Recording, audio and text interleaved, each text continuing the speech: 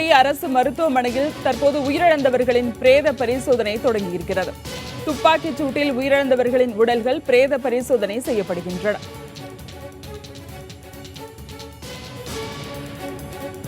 பிரேத பரிசோதனை நடத்த எதிர்ப்பு தெரிவித்து வந்த நிலையில் தற்போது பிரேத பரிசோதனையானது தொடங்கியிருக்கிறது. ஸ்டெர்லைட் ஆலை விரிவாக்கத்திற்கு தடை விதிக்க கோரியும் ஸ்டெர்லைட் ஆலையை மூட வேண்டும் என்று வலியுறுத்தி கடந்த 99 நாட்களாக தூத்துக்குடி மக்கள் பல்வேறு வடிவங்களில் போராட்டங்களை மேற்கொண்டு வந்தார்கள். அவர்களுடைய இந்த போராட்டமானது நேற்று 100வது நாளை எட்டியதை அடுத்து ஒரு மாபெரும் போராட்டம் நேற்று தூத்துக்குடியில் நடைபெற்றது.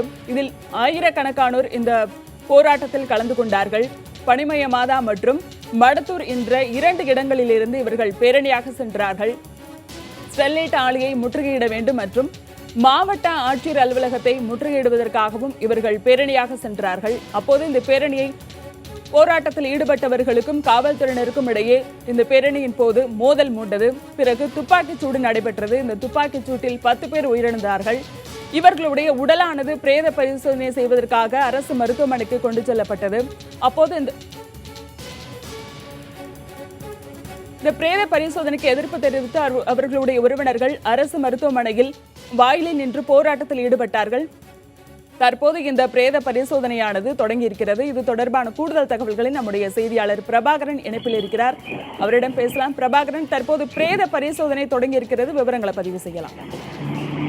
அதாவது நேற்று தூத்துக்குடி மாவட்ட ஆட்சியர் அலுவலகம் இந்த முற்றுகை போராட்டத்தில் துப்பாக்கி சூட்டில் சம்பவ இடத்தில் ஆட்சியர் அலுவலக வளாகத்தில் ஒருவரும் மற்றொரு 9 பேர் படுகாயங்களுடன் தூத்துக்குடி அரசு மருத்துவக் கல்லூரி சிகிச்சை பலனின்றி உயிரிழந்தனர். அதுல இன்னைக்கு அவங்க பிரேத பரிசோதனை செய்யக்கூடாது என்பதை வலியுறுத்தி தான் அவங்க பல்வேறு கட்ட மாவட்ட ஆட்சியர் மருத்துவக் கல்லூரி முன்பாக அவங்க போராட்டம் எல்லாம் பண்ணாங்க. இருந்தாலும் தற்போது பலத்த போலீஸ் பாதுகாப்புடன் எப்பவுமே அரசு மருத்துவக் கல்லூரி மருத்துவமனையில தான் பிரேத பரிசோதனை மேற்கொள்ளப்படுவது வழக்கம்.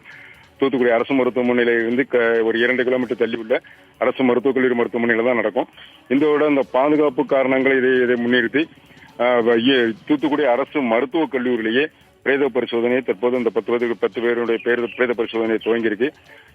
3 மருத்துவ குழுக்கள் இதுல பிரேத பரிசோதனையில் ஈடுபடுவதாக தெரிகிறது. 10 உடல்களையும் ஒரே நேரத்தில் பரிசோதனை செய்ய முடியாது என்பதால் அதை ஆய்வு செய்வதற்குண்டான அதிகாரிகளும் அதுக்கு வீடியோ பதிவும் செய்யப்படுவதாக கூறப்படுகிறது. இந்நிலையில் ஒவ்வொரு உடலாக என்னென்ன காயங்கள் எங்கெங்க இது பண்ணிருக்கு என்ன அது அப்படிங்கறது குறித்து ஒரு ஆய்வு மேற்கொண்டு அதுக்கான பிரேத பரிசோதனை தொடங்கியிருக்கு. இப்போ ஒவ்வொருத்தரின் உடல்களும் பிரேத பரிசோதனை செய்யப்படும்னு சொன்னீங்க. எவ்வளவு நேரம் ஆகும் இந்த பிரேத பரிசோதனை எல்லாம் முடியறதுக்கு? இப்ப பாத்தீங்கன்னா சரியா மணி 1 ஆகுது.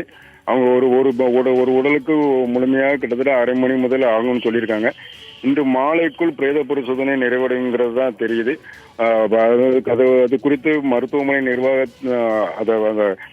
பிரேத பரிசோதனை மேற்கொள்ளும் மருத்துவர்களிடம் தொடர்பு கொள்ள முடியவில்லை. இருந்தாலும் அரை மணி நேரம், அதிகபட்சம் அரை மணி நேரம் சொல்லியிருக்காங்க. முழுவதுமாக உடல் பிரேத பரிசோதனையானது வீடியோ பதிவும் செய்யப்படுவதாக தகவல் வந்திருக்குது. இன்னும் அரசு மருத்துவமனை வாயிலில் காவல்துறையினர் குவிக்கப்பட்டிருக்கிறார்களா? பாதுகாப்பு செய்யப்பட்டிருக்கா? ஆமா, மருத்துவக் கல்லூரி மருத்துவமனை வாசலின் ஏற்கனவே போராட்டத்தில் ஈடுபட்டவர்கள் கலைந்த செல்ல வலியுறுத்தி மெயின் ரோட்ல இருந்தாங்க. அதுல அந்த பகுதியில காவல்துறையினர்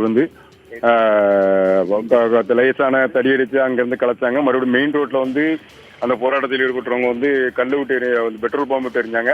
இருந்தாலும் அந்த பகுதியில அரசு மருத்துவமனை வாயில் முன்பும் அரசு மருத்துவமனை வளாகத்திலும் பலத்த போலீஸ் பாதுகாப்பு போடப்பட்டுள்ளது. பிரேத பரிசோதனை கூட மருத்துவமனை பின்புறம் உள்ளது. அந்த பகுதியிலும் பலத்த போலீஸ் பாதுகாப்பு போடப்பட்டிருக்கு. சரிங்க பிரபாகரன், முன்னதாக இந்த பிரேத பரிசோதனைக்கு அவர்களுடைய உறவினர்கள் எதிர்ப்பு தெரிவித்து வந்தார்கள். அவர்களுடைய கோரிக்கை என்பது என்னவாக இருந்தது? அதான் அவங்களுடைய கோரிக்கை என்னன்னா எங்களுக்கு ஸ்டெர்லைட் ஆலை மூடப்பட வேண்டும். அந்த துப்பாக்கி சூட்டு காரணமான காவல்துறையினர் மீது கொலை வழக்கு பதிவு செய்ய வேண்டும் என்ற கோரிக்கையில் தான் அவங்க வலியுறுத்தி அவங்க இது பண்ணியிருக்காங்க. அவங்க போராட்டத்தில் அவங்க இன்னைக்கு காலையில் மறியலில் ஈடுபட்டாங்க. அது தொடர்ந்து தான் தற்போது அந்த கூட்டத்தை அரசு மருத்துவக் கல்லூரி மற்ற நோயாளிகளுக்கு எந்த விதமான பாதிப்பு ஏற்படும். ஏன்னா அவங்க உணவு கொண்டு வரதுலையும் இவங்க உள்ள வந்தாங்கன்னா பெரிய சிக்கல் ஏற்படுது. அதனாலதான் அவங்க வந்து இந்த லேசான வெறியடி பிரயோகம் பண்ணி அவங்க கலைச்சாங்க. இந்த இரண்டு கோரிக்கையில வலியுறுத்தி தான் வந்து அவங்க போராட்டத்தில் ஈடுபட்டிருக்காங்க. இப்ப இதுல பாத்தீங்கன்னா இந்த எட்வின்ஜோ, அதாவது மருத்துவர் எட்வின்ஜோ, மயக்கவியல் நிபுணர் எட்வின்ஜோ தலைமையிலான ஒரு 3 மருத்துவர் குழு தான் வந்து பிரேத பரிசோதனையில் ஈடுபட்டிருக்கு சாருங்க. அவங்களாம் எங்கெங்க இருந்து வந்திருக்காங்க? எட்வின்ஜோ வந்து சென்னையில இருந்து வந்திருக்கிறதா ஒரு தகவல். மற்றபடி தூத்துக்குடியில் வழக்கம் போலவே